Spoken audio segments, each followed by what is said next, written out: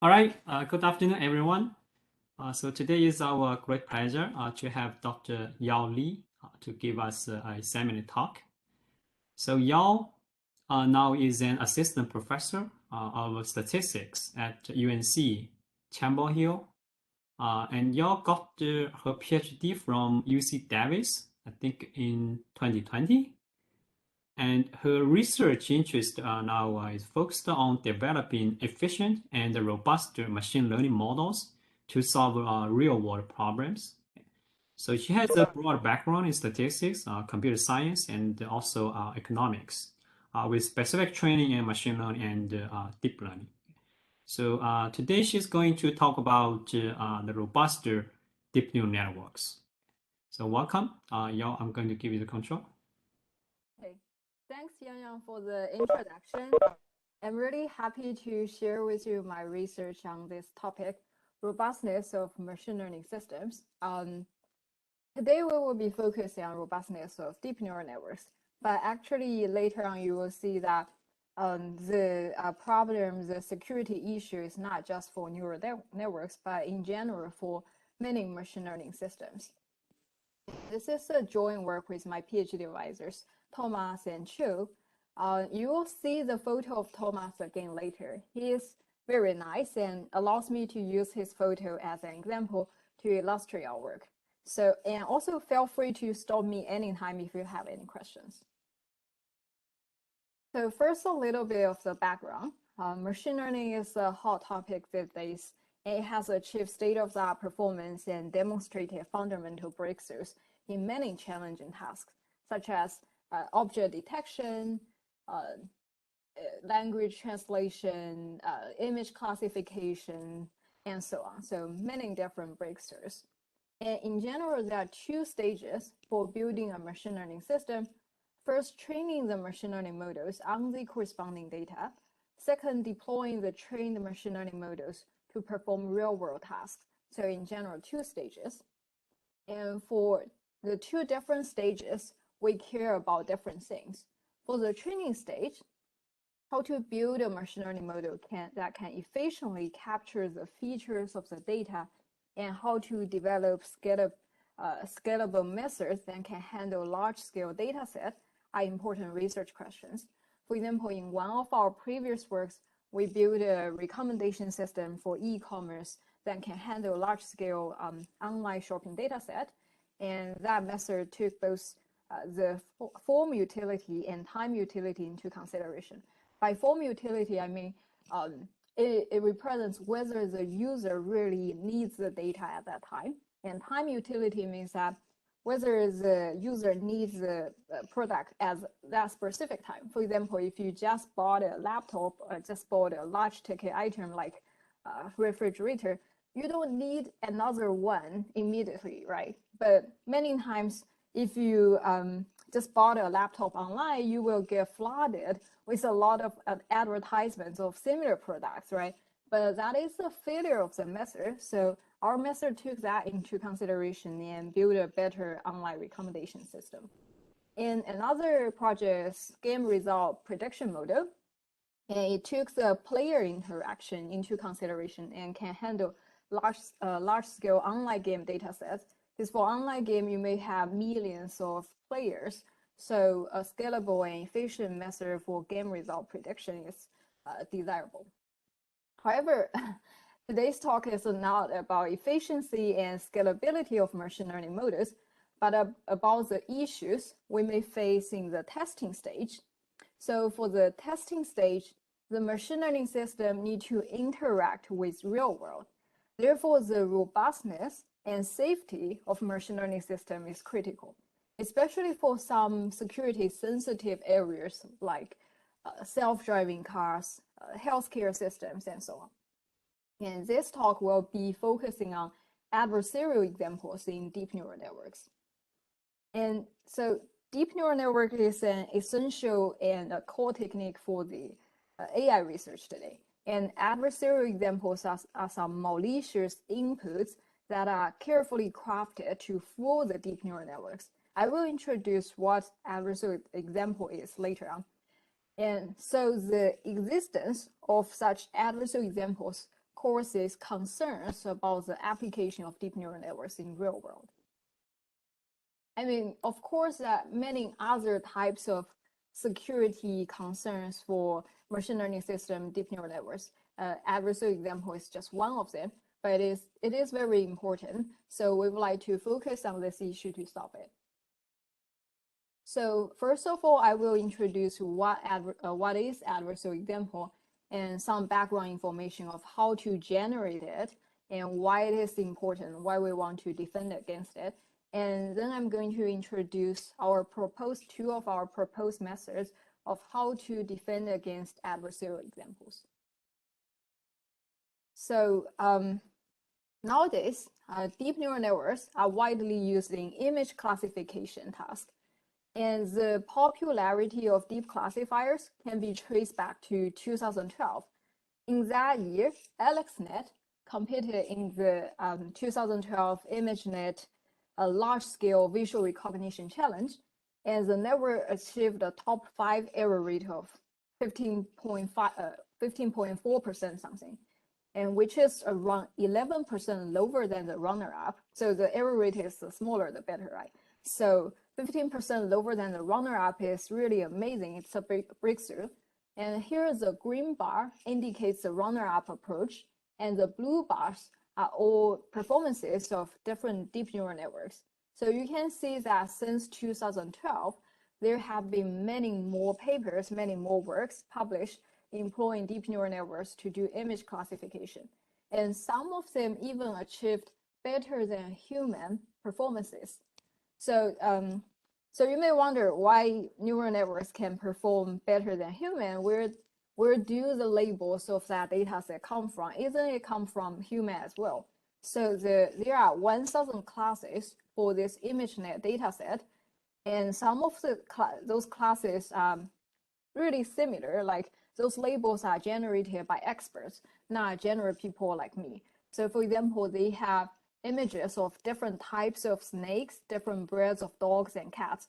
So I cannot tell the differences for many of those classes. So so it is amazing that some of the neural networks can perform that well, which is really close to the expert. However, despite having near perfect prediction performance, studies show that deep neural networks are vulnerable to adversarial examples. So what is adversarial example? I will give you an example. I think all of you can tell that both photos are photos of my advisor, Thomas, right? And even if you don't remember the photo of Thomas from the first page, but you can tell that both photos belong to the same person, right? So they are visually identical to us. Actually, the second photo is slightly modified from the first photo by adding some carefully crafted noise. So please remember that the noise is not random, it's carefully crafted. And let's see whether a neural network classifier can recognize that two photos belong to the same person. So for the first one, great, it can recognize correctly that Thomas is it's Thomas in the first photo. Then how about the second one? Okay, the second one is not correct. So my advisor Thomas, he was very happy about the results. But this shows that deep neural network is not secure, right? It's not robust.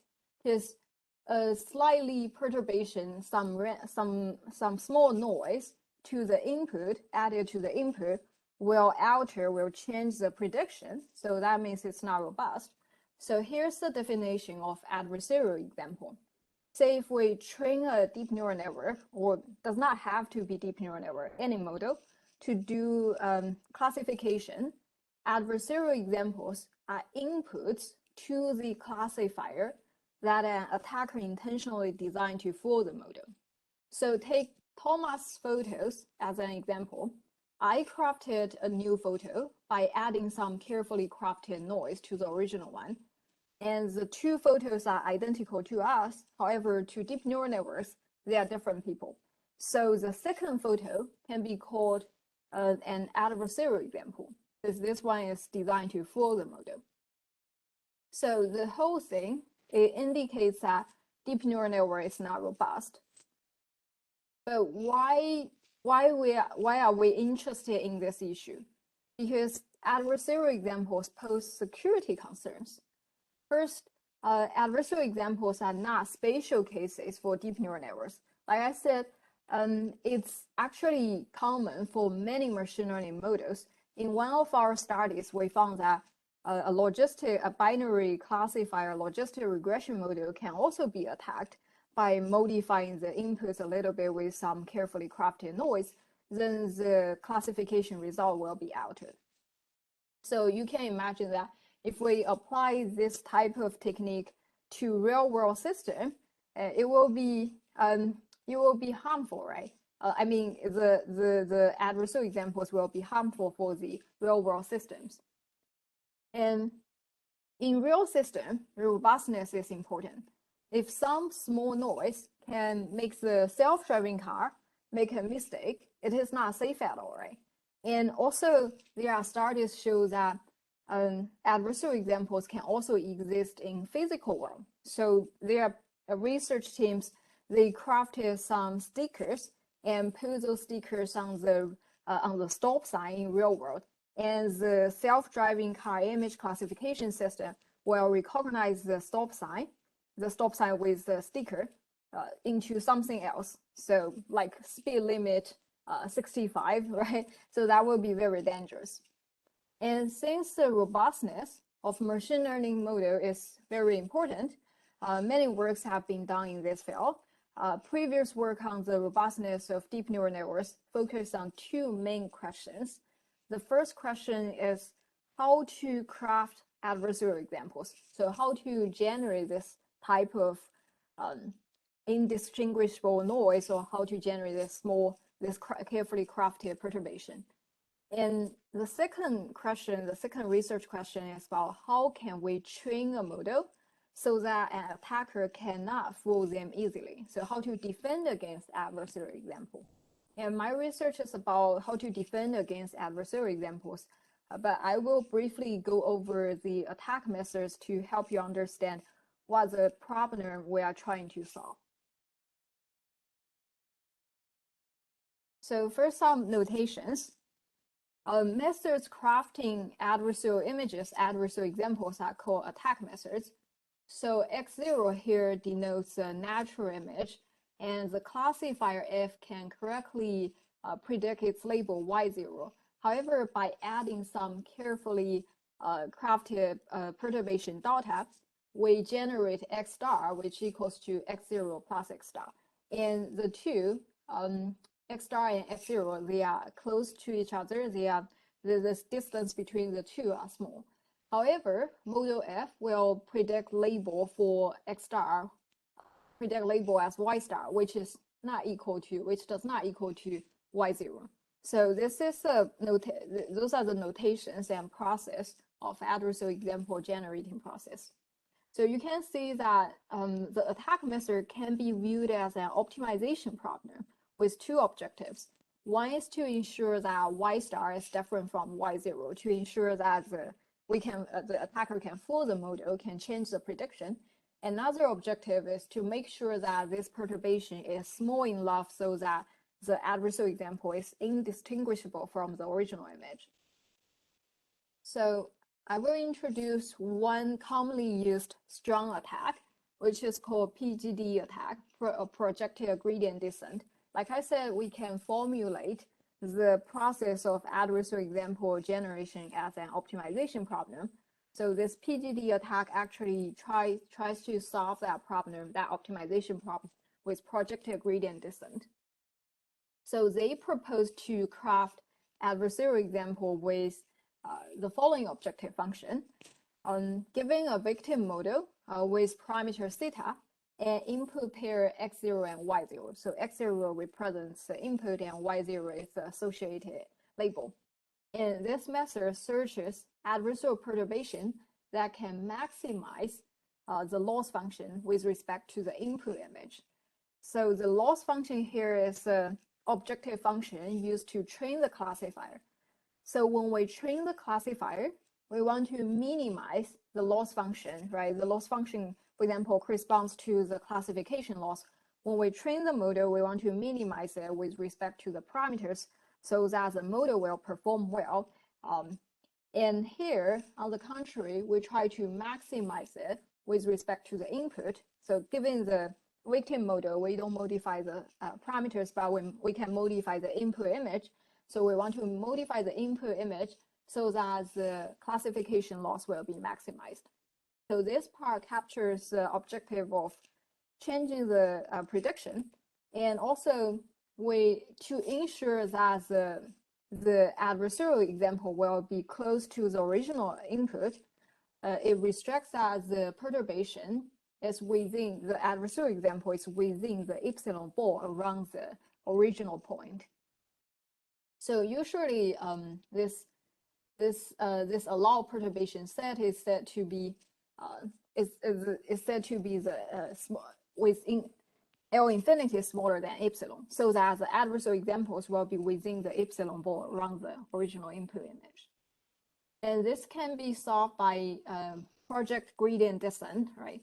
So basically, PGD attacks construct adversarial examples by adding or subtracting a small error term to each pixel, and whether adding or subtracting the error term depends on whether the gradient sign is positive or negative. And they do this multiple times. For example, usually it's a pre-selected number of iterations. They do this in pre-selected number of iterations, and every time they project the new point, the new adversarial point, back to the epsilon ball around the original image to make sure that the perturbation is not too large. So that's PGD attack. And also, the existence of adversarial example poses concerns on the robustness of deep neural networks. So many works have also been done to improve the robustness to defend against adversarial examples. And usually, if a new defense method is published, is proposed, people will try to build new attack method to break it. And I will introduce two representative adversarial defense methods, which lay the foundation of many defense methods, because there are actually many defense methods and attack methods. So we don't have time to introduce all of them. I will just introduce the two that lay the foundation for two different directions of literature. So the first one I would like to introduce is adversarial training. So the intuition behind it is simple, is that the people think that the model cannot generalize to adversarial examples because it does not perform well on adversarial example, right? So we can see that it does not generalize well to adversarial example. And the reason is that it has never been trained on adversarial examples, right? Because you can imagine the model is trained on the distribution of natural data. So of course, it does not generalize well to adversarial examples. And another intuition behind that is that people find that adversarial examples and natural data, they are actually from two different distributions.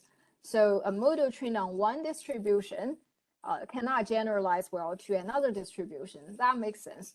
So they propose to do adversarial training, generate adversarial examples during training, and optimize the parameters of the model over the generated adversarial examples. So they introduce a min-max formulation. The inner maximization problem is precisely the problem of attacking a given neural network. You can see that this is just a function, a loss function for PGD attack, right?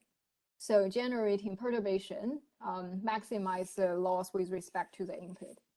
And the outer minimization problem, the goal is to find model parameters so that the adversarial loss given by the inner attack problem is minimized. So in practice, this adversarial training method, it generates adversarial examples during training on the fly and optimize the model over the adversarial examples. And another work is kernel density adversarial detection method. In this paper, the authors proposed to detect adversarial examples instead of trying to classify them correctly. So instead of trying to also force the model to perform well on adversarial examples, they proposed to say no to adversarial examples. They just detect whether it's natural input or adversarial input, a binary classification. So if it is natural input, then the model go ahead and perform classification. If it is an adversarial example, then it just reject it. And so, and the intuition behind it is actually similar. People find that adversarial examples and natural data, they are from two different distributions. So they found that they found that they are also behave very differently in the output layer. So they actually feed kernel density estimation on the training data in the feature space of the last hidden layer. And at testing stage, kernel density scores of testing examples are used to detect whether the samples are adversarial or not. So you can imagine that if it's natural images, the kernel density score should be small for the corresponding testing images. If it is adversarial example, then it will be far away from the fitted distribution. So based on this finding, they train another logistic classifier based on the kernel density score to detect adversarial examples. So two different directions. One is adversarial training, another one is detection. There are many other directions, but two of the two proposed methods are also based on the two directions. So that's why I introduced the two methods here. Can I ask a question here? Sure, sure. So you introduce like the kernel density things, you do the classifier on adversarial or not. Is this just in the training stage? So they actually don't train the model. The model is given, they don't modify the model, and they feed all the training data sets. For example, if it's handwritten digits, there are 10 different classes. They feed the training, I think it's not class conditional. So they feed all the training samples into this model and got corresponding output for those training samples, then feed kernel density to the training sample output. And so they will have a distribution for the natural data. And at testing stage, they feed the testing example into the model, and then you can compute the corresponding kernel density score based on the kernel density estimation you fitted on the training sample. And based on this score, they train a logistic classifier based on the score and to see whether it's adversarial or not. So it can only tell it's adversarial or not adversarial. Yes, correct. It's how to measure like the robustness. So if the image is adversarial sample, then the model just do not predict. Yes. So this the idea of this work is that we just reject to perform classification on adversarial example because they are malicious input. We don't have to classify them. So that's the idea behind it. I see. Thanks. And on the other hand, if it is not adversarial example, then the model will classify it. Can I ask another question? Sure. Yeah, when you mention this attack, so do you assume they know the loss function? Do they have access to the loss function when usually the attack is applied? Yeah, that's actually a very good question. So there should be some history behind it. So the attack I introduced, PGD attack, it's called white box attack. So by white box, we mean that the attacker have access to everything of the model, including the loss function and model parameters. So you can compute gradients, right? So that way it's actually easy to perform attack. And there are for the research on the attack side, there are other attack methods like black box attack, decision-based attack. So for example, for black box attack, one of the categories is called score-based attack. They assume that the attacker can only get access to the predicted scores. Like for example, the scores for being classified to certain class. So if it's 10 class classification, you will get a 10-dimensional score vector. So for that case, they assume the attacker can only get access to that information, but they can still perform adversarial attack. So there are some methods they approximate the gradients based on the score vector you got. So that is another line of research. And also decision-based, which is more realistic. They assume that you can only get access to the predicted label. So you can only know the predicted label for this input you fit into the model. And people can still perform adversarial attack even under that setting. However, I only introduce white box attack because you can imagine that for attacker, white box is easier. However, for defender, white box is harder, right? Because if we want to defend against white box attack, it will be harder for us. So usually for people who doing research in the field of defense, we evaluate the methods with white box attack. Thanks.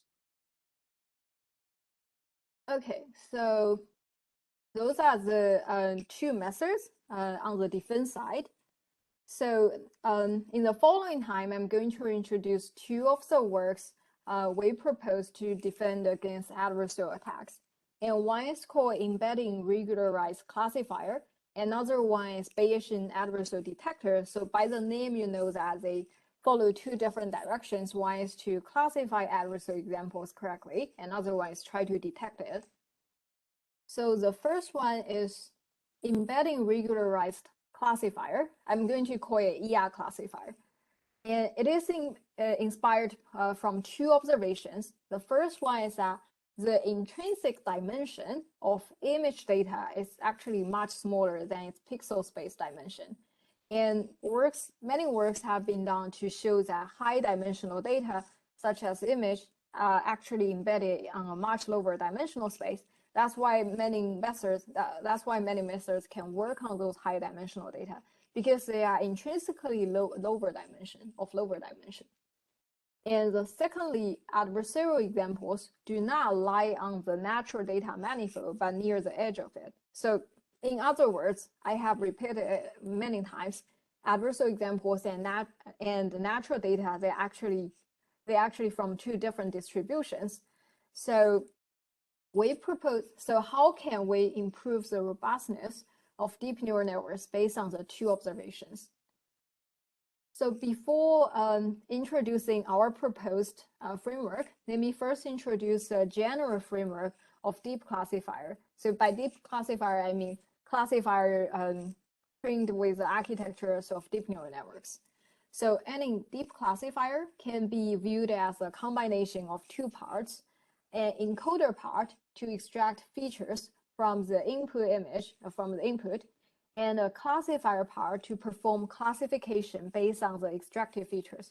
So any deep neural network, you can break it down into two parts. And many architectures, they are naturally broken down into two parts. Like VGG16 has a feature extraction part and also have the several fully connected layers at the end as a classifier part. And for people who are doing research for transfer learning, they usually only use the encoder part to do feature extraction for the downstream task. So anyway, any deep classifier can be viewed as a combination of the two parts. And both encoder and classifier are neural networks. So we propose a defense framework called ER-Classifier, and the framework is shown here. If you compare the framework of ER-Classifier and the general deep classifier introduced in this slide, you'll find that the difference between ER-Classifier and the general deep classifier is that the extracted feature, we call it embedding or generated code. This embedding part is regularized by a discriminator in the ER-Classifier. So the goal of the discriminator is to separate the true code, the ideal code, sampled from a prior distribution. This prior is selected by, it's like a hyperparameter selected by the trainer of the framework, user of the framework. And the goal is to separate the ideal code from the fake code generated from the encoder. So the discriminator has a classification loss. It's to tell whether it's ideal code or generated code. And the encoder, on the other hand, it will try to produce a generated code that can that can fool the discriminator so that the discriminator cannot tell whether it's generated code or ideal code. So the competition between the two will push the marginal distribution of the embedding space towards the prior distribution. So it's like a generative adversarial network framework. The two compete with each other, then the embedding space distribution will be pushed towards the prior distribution. And the reason is that our goal is, remember that we said that the adversarial examples and natural data are actually from two different distributions. So we are doing this because we want to push the distribution of adversarial examples back to the natural distribution, or like we are trying to bring the distance between the two distributions closer. And it will be harder to do such thing in the pixel space dimension, right?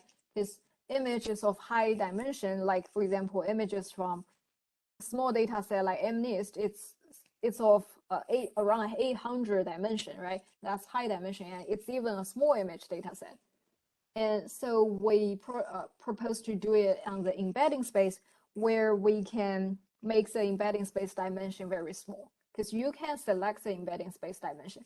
And the reason that we can make the embedding space dimension really small is that many high dimensional image, like many high dimensional data set, like image data set, are actually embedded on a much lower dimensional space. So that's the reason we can make this embedding space dimension very small. So that's the intuition and also the framework. So here's the objective function of the framework. So the blue part represents the classification loss. The encoder maps the input data X to the embedding space, embedding vector Z. The classifier C takes Z as input and performs prediction. Y here is the label of the input. And the red part represents the regularization. D here can be arbitrary divergence between the marginal distribution of Z and prior distribution. Here we use Wasserstein distance and train a discriminator to estimate it. This Wasserstein distance, it's not directly tractable, so we cannot directly compute it. That's why we use a discriminator part to estimate it. You can also use other laws to capture the divergence between the marginal distribution as a prior. For example, callback and Leibniz divergence. We also try that, but however, it does not perform very well. So that's our final model. And our model is also combined with adversarial training, optimizing over adversarial examples. This model will have to see adversarial examples during training so that it can push the bring the two distributions closer. In the framework, the classifier maps the latent code Z sampled from the fixed prior in the latent space to the output. So that defines PC. And so PC is the distribution of the classifier output. And PY here represents a label distribution. And we use W to represent the Kantorovich distance, the Wasserstein distance between the two distributions. So it measures the divergence between the two. So for our task, we would like this divergence to be small. We want the output to be close to the label, right? And so here's the theorem one. So one sentence summary of the theorem is that if we are doing optimization well on the objective we used, we will be doing classification task well. So you can see that the left-hand side corresponds to the Wasserstein distance, the distance between the two distributions, the label distribution as the output distribution of the framework. And the right-hand side is actually the objective function we use, the objective we use. The blue part corresponds to the classification loss, and the red part corresponds to the regularization.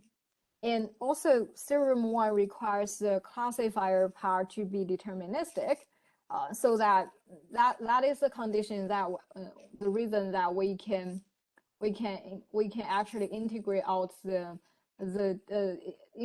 change the joint distributions into marginals.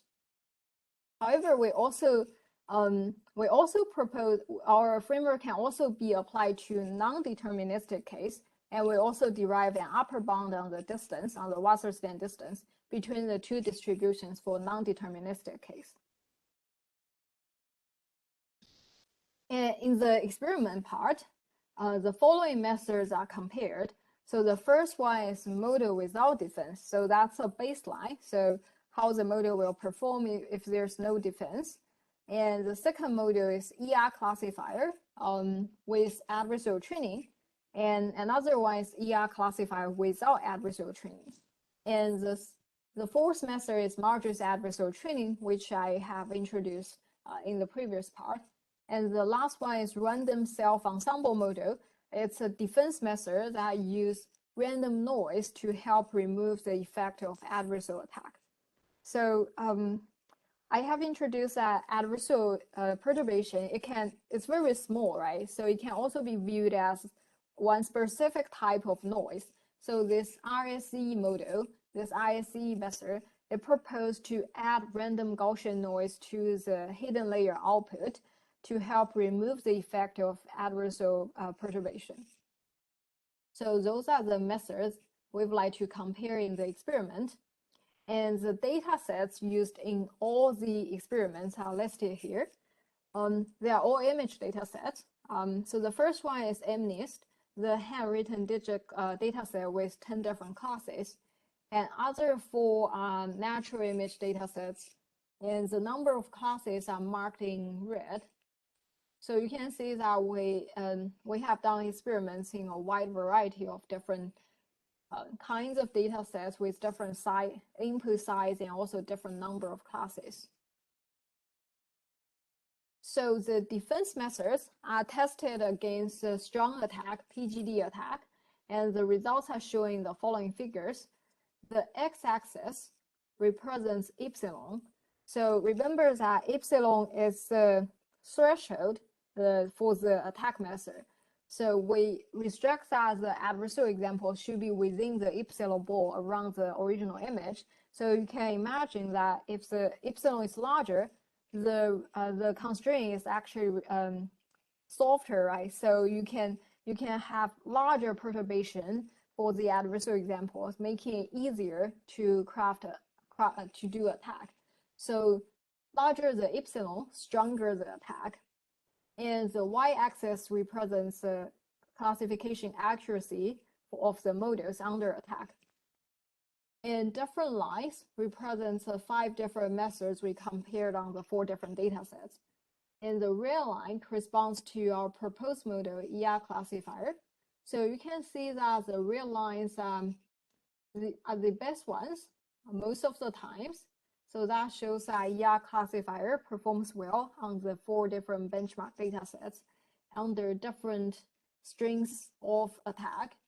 And also, if you compare the blue line, the no defense case, and ER-Classifier minus, so ER-Classifier without adversarial training, you can still see a large boost in performance. So that's the experimental results on the 4 benchmark datasets.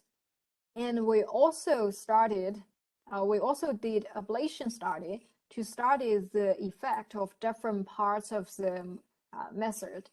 So ER-Classifier framework consists of 3 different parts: the encoder, the classifier, and we also have a discriminator. So the discriminator is the extra part compared with the general deep classifier, right? So we would like to see whether the discriminator is really the reason of robustness. So to show that, we actually we train another framework called ECLA, which has the same architecture as ER-Classifier. So the encoder and decoder are of the same architectures, and the embedding space dimension is also the same.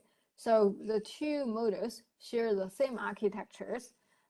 However, ER-Classifier has when we perform the training, we have the discriminator part to regularize the embedding space. But for ECLA, we don't have that part. And then we use the encoder and classifier in the testing stage to test them against the PGD attack.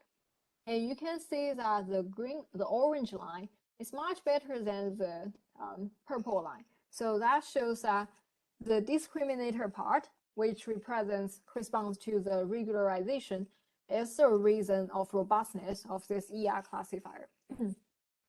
And like I said, we also tried another framework, VAE-CLA. So at first, when we first proposed this framework, we didn't think of using Wasserstein distance and discriminator to do the regularization.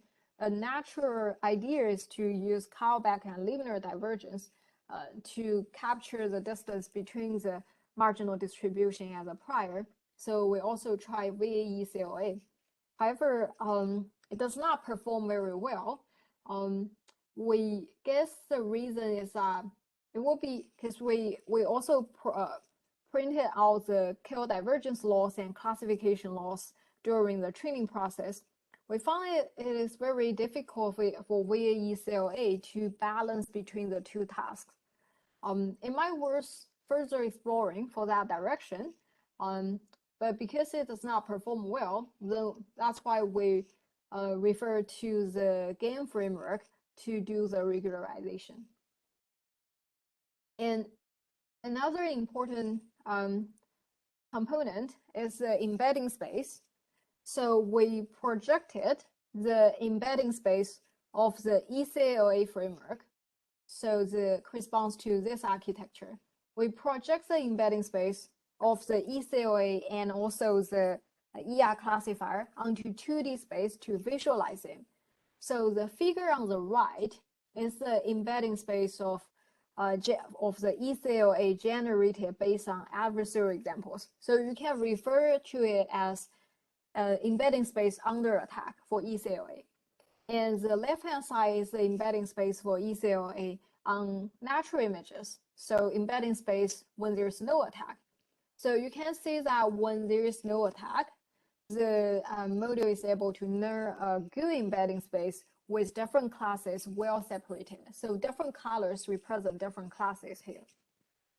And you can see that when under attack, the embedding space is totally a mess. So different classes are mixed together. So you can imagine that it cannot do classification well. And the two figures on this slide shows the embedding space of the ER-Classifier. So again, the figure on the left-hand side is the embedding space when there's no attack for ER-Classifier. And the right figure is the embedding space for ER-Classifier under attack. So you can see that the embedding space also shows that ER-Classifier is more robust than without regularization, because even under attack, we can still learn well-separated embeddings. That's why you can still have high classification accuracy when under attack. And one last important parameter for this ER-Classifier is the dimension of the embedding space, right? Because one of the motivation of this framework is that we can, the high dimensional images are actually embedded in a much lower dimensional space. And also it is hard to do regularization in the original pixel space. That's why we do it on the embedding space. If the embedding space dimension is too large, then it does not make sense to do it here, right? So how do we select the dimension of the embedding space is also very important. If the dimension is too small, important features will collapse onto the same dimension, so it will not perform well. And if the dimension is too large, then you can imagine it will be hard to do regularization, and also the projection will not extract useful information. So to select the dimension, we applied a method proposed by Levina.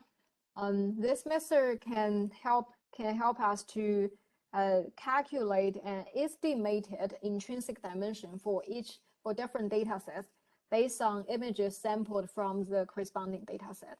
So the table here shows the input space dimension of the 4 data set an estimated intrinsic dimension from by Levinas method, and the last column shows the embedding space dimension we finally used for our model. And the final embedding space dimension is selected by doing experiments, conducting experiments with different embedding space dimension around the estimated intrinsic dimension. So we just use it as a guide. So for example, here Cypher10 has estimated intrinsic dimension of 17. So we test, for example, 16, 17, 10, and 20, so several numbers around it. And the one we finally selected is the one with the best performance. And if two of the dimensions have similar performance, we will use the smaller one, so that the number of parameters for the model will also be smaller. So that's all for the first method. Any questions so far? Can I ask a small question? If you go to the previous slides, the last example, the tiny image net. So it seems that This one? The table next, oh, the okay. table. Yeah, it seems like for the tiny image net, right, the embedding dimension is higher than the intrinsic dimension, which means you can attack along the normal direction. Wait, so the estimated intrinsic dimension, it's just a suggestion. Though I think Levinas paper is very good, but you cannot really see that the image is really of 19 dimension. Sure. So this is the original dimension.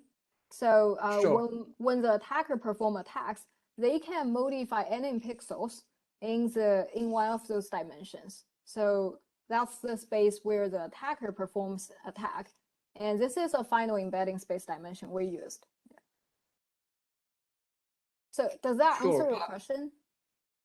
Yeah, because I was thinking about maybe the sort of the effective, because if you think about this data as a lower dimension manifold in a high dimension space, and there's a tangential direction and a normal direction, and normal direction might be relative. Because I was thinking about the. Yeah, since I have another work to go through, we can have a discussion after the presentation, maybe, right? Because sure. I think you do have some thoughts on this problem. Yeah. Sure. Yeah, we can talk later. Thanks. Yeah. Okay, so the next work is better Bayesian Adversarial Detector. So for this work, this work is also motivated based on two observations. The first observation is that the adversarial example, it's actually the same observation as the previous one. So the adversarial examples and natural data, they are from different distributions. So since they are from different distributions, we can treat the adversarial examples as out of distribution sample and detect it, right? And another observation is that neural networks with random components. So if we incorporate randomness into the framework, then we will have stochastic outputs, right? So it's not deterministic again. It will be easier for us to estimate, to simulate the distributions of hidden layer output. So based on those two observations, we propose a framework, Bayesian Adversarial Detector, which performs adversarial example detection based on Bayesian neural network. So first of all, what is Bayesian neural network? So the idea of Bayesian neural network is illustrated in this figure. So all the weights in Bayesian neural networks are represented by probability distributions over possible values rather than having a fixed value. So we view this neural network as a probabilistic model. Given an input X, a neural network assigns a probability to each possible output Y using the set of parameters W sampled from the NER distributions. So since in Bayesian neural network, each parameter is now a random variable measuring the uncertainty of the estimation. the model can potentially extract more information to support a better prediction and also a better detection method. So that's the intuition behind the method. And also we have empirical observations to support our proposed method. So in this slide, the figures show why we use Bayesian neural network instead of deterministic neural network for detection. So in this plot, we visualize a hidden layer output for the training and testing samples belong to the automobile class. And we also show the distributions of adversarial examples classified as automobile.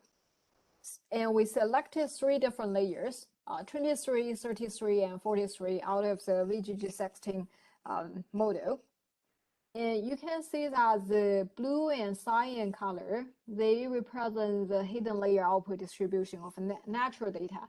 And the red line, the red curves, represent the hidden layer output distributions of adversarial examples. So you can say even they are classified into the same class, automobile, there is distributional differences between the natural images and adversarial examples. And this difference is more obvious in Bayesian neural network than in deep neural network, deterministic deep neural network. So that is empirical observation, the reason why we would like to use Bayesian neural network over deterministic neural network. So based on that observation, we propose this framework. We propose to measure the dispersion between hidden layer output distributions of adversarial examples and natural inputs, and use this characteristic to detect adversarial examples. So in particular, giving an input, and its predicted label. So for example, if this testing sample is predicted with label 0, then we are going to compute the distributional differences, the dispersion between the hidden layer distributions of this testing sample and the corresponding distribution with the corresponding distributions of training samples with label 0. And we train a logistic classifier, this detector, based on the distance from different layers to detect whether it's an adversarial example or not. So you can imagine that if it's a natural input, then those distances will be relatively small, right? They will be close to the natural input. If it is adversarial example, the corresponding distance should be larger. And so based on this framework, we use it to detect adversarial example. In the following part, I'm going to introduce the experimental results. We compare with also 4 different methods on the detection four of the detection methods. The first one is kernel density detection. So the method I have introduced at the beginning of this presentation. Another one is LID, ODD, and Rebel. I think we don't have time to discuss them in detail, but you can, based on the year, you can see that they are state-of-the-art detection methods. So this table shows the performance of the proposed method better against all the other baselines. And we test those 5 detection methods against 3 white box attack methods, CNW, FGSM, and PGD. And we report the AU area under ROC curves on 3 different data sets and also true positive rate at different false positive rate. So the numbers should be the higher the better. So if you compare each row, you can see that the better is usually the best one among all the different settings. And at least under this setting, ImageNet sub against PGD attack, it's not the best one, but it also has comparable performance compared to the baselines. And we also did an ablation study to show the advantage of using Bayesian neural network over deterministic neural network. So you can see that those are AUCs. So you can see that for Bayesian neural network, the detection accuracy, the detection AUC is much higher than using deterministic deep neural network on Cypherton and MNIST. And for ImageNet sub, for this data set, we have 143 different classes. So I cannot show you a very long table to show you the differences between AUC scores. So we plot a bar plot, a histogram for the AUC scores of DNN and DNN architectures. For DNN, the AUC ranges from 0 to 0.8, and for AUC ranges from 0.9 to 1. So it's clear that Bayesian neural network has an edge over the deterministic neural network in this detection task. And also there are some people say that there were people saying that the detection method cannot perform well against high confidence attack. High confidence attack is CNW attack with high confidence hyperparameters. So for CNW attack, you can choose to generate adversarial examples that just cross the boundary being classified into another class. Or you can, if it's of higher confidence, then it will be pushed closer to the targeted class so that the model will predict make wrong prediction with higher confidence. That's why it's called high confidence attack. And this experimental results shows that our method can also perform well against high confidence attack. As you can see that the AUC scores and also true positive rates do not drop even against high confidence attack for our method. Okay, so that's all for my presentation. I didn't expect that it will last so long. If you have any questions, I will be happy to answer them.